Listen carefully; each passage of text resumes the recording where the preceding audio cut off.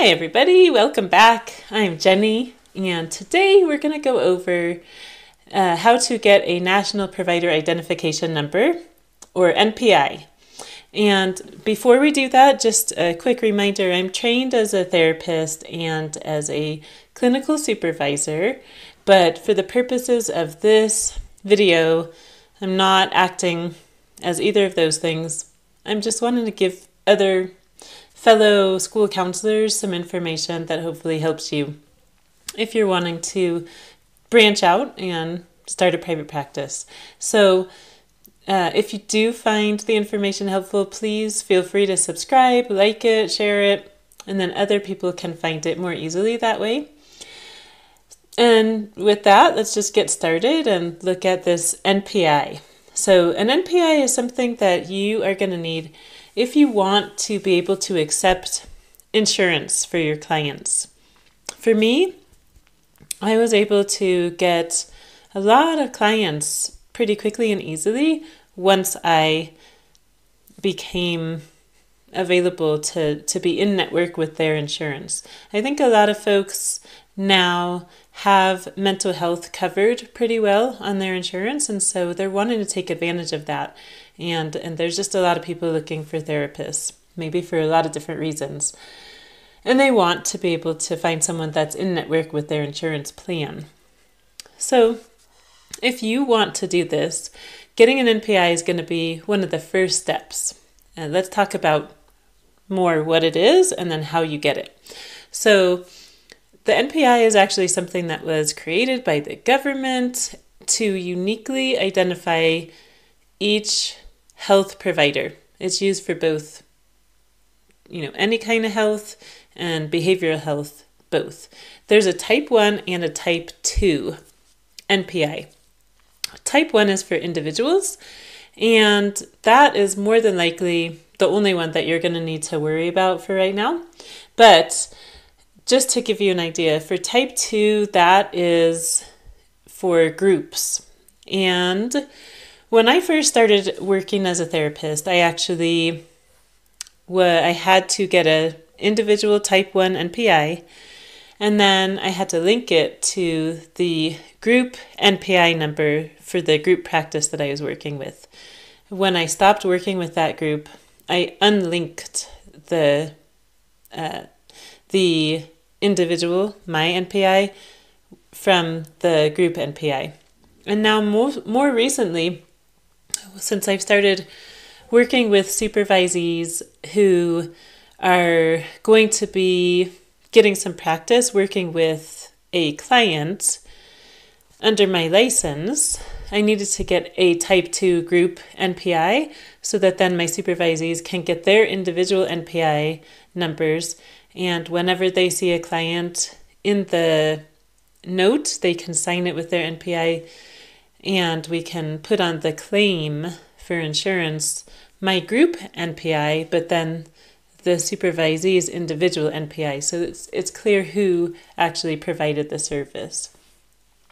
So let's take a look at the steps to getting an individual or type 1 NPI. First, you're going to go to the NPPES website. I'm going to put a link in the comments below that has the NPPES website link in it, and it's going to actually take you specifically to the NPI frequently asked questions section. You can get to the application as well from this link, and you'll see there's a lot of information. NPPES stands for National Plan and Provider Enumeration System. So I bet you can kind of tell from the title that it is a government-created entity. And so the NPI and NPPES are tied to Medicaid and Medicare and also to HIPAA in these different ways. I don't know all the ins and outs, to be really honest with you, but I know that they kind of worked together to say, okay, we need to have something that is an individual's kind of identifier that lets us know from one provider to the next a way to uniquely kind of classify or identify each one of them. And so that's what the NPI does. Other insurance companies like United, Anthem, Cigna, Aetna also use the NPI. So even if you're not wanting to work with Medicare or Medicaid and you want to take other kinds of insurance, the NPI is still going to be one of your first steps for that as well. And so you'll see in this NPPES NPI FAQ document that I'm linking in the comments below, there's a link in there that you can use to complete your application, and it goes through all of the steps and gives some guidance along the way. So some of the things that it talks about are, it clarifies that in order to log in to the NPPES website and start the NPI application, you have to first get a user ID. And that is through a different place. It's the Identity and Access user ID. So there's a link in there for how to get to that. And then you're going to go back to the NPI application on the NPPES website. You're going to enter the ID that you just created in order to log in and complete the rest of your application. And then you can enter an employer identification number if you have one. Recall that I did a video a little while back on how to get an EIN, if that's something that you want. And otherwise, you'll need to put in your social security number instead. So you'll leave the EIN part blank and then enter something for your social security number. And then for the section called Other Provider Identification Numbers, you'll probably leave it blank more often than not. That would be the right choice. Just want to say I'm not a lawyer, so you may want to talk to somebody specifically about your unique situation, but in general, this is just kind of a general rule of thumb that I'm putting out here. And then you can either put the same address for your mailing and practice addresses, or they can be separate, but just keep in mind whatever you put is going to be made public. It's going to be publicly available when you put it into this system. And then for the contact person section, you can put yourself.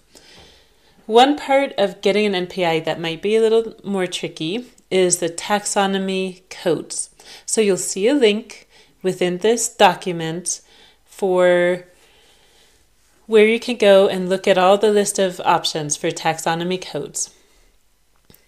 You'll see when you click that link that there's going to be all of the kind of medical codes first, and then there's going to be behavioral health.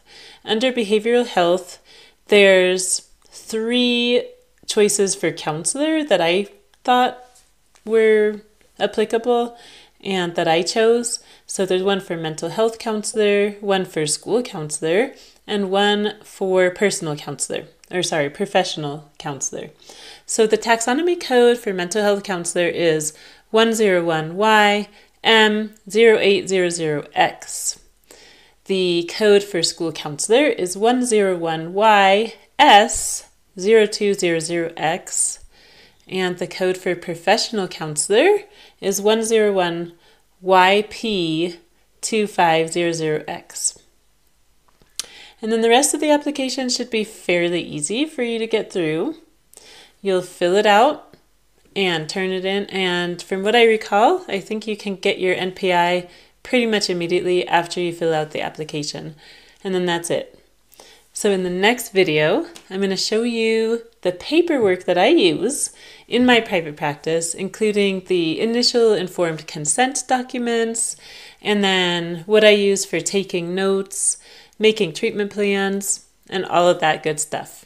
So if you found anything in this video useful, please like, subscribe, share it with others so they can find it as well.